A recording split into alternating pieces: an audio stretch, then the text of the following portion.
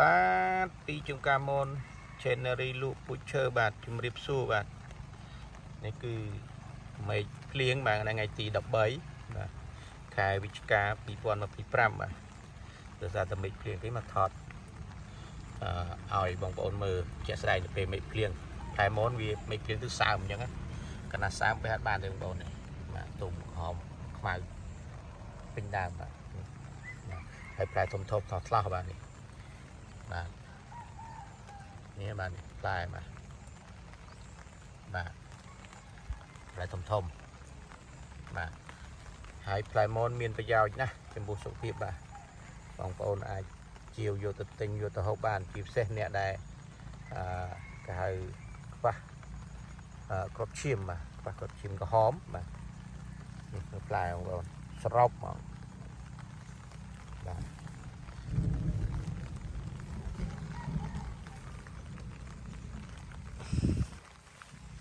បាទដោយសារតែមេឃភ្លៀងស្នំដែរបាទភ្លៀងម៉ោង5ហើយដល់ពេលអញ្ចឹងផ្លែម៉ូតសើមអស់បាទសើមយើងអត់បានបេះជូនភ្ញៀវបាទនេះមើលផ្លែបាទស្រោបបងប្អូនបាទសំដីគោលន់ក្រហឹមបាទទីតាំងស្ថិតនៅភូមិសំរិទ្ធឃុំសម្បូរស្រុកសត្វសម្បូរខេត្តកំពង់ធំបាទគឺជាតំបន់ទេសចរមួយដែរគឺប្រាសាទសម្បូរពីគុកបងប្អូនប្រាសាទសម្បូរពីគុកបងប្អូនដែលធ្លាប់ស្គាល់ទេអាចឬក៏ធ្លាប់មកលេងប្រាសាទសម្បូរពីគុកទេអាចឈានមកលេងផ្លែមនបានបាទជួបការផ្លែមនបានហ្នឹងហើយបាទឬក៏សួរយោបល់បានបាទតាក់ទងទៅសួរបានបាទ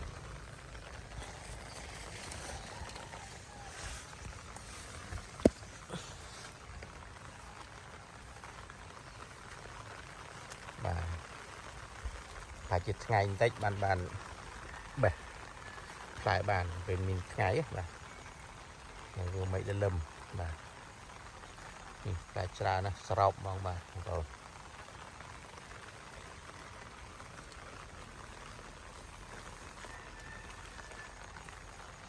បាទណាបាទស្រោប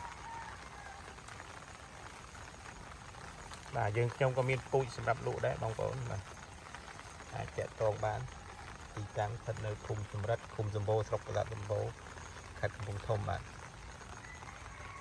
នេះឃើញបងប្អូននេះឡាយ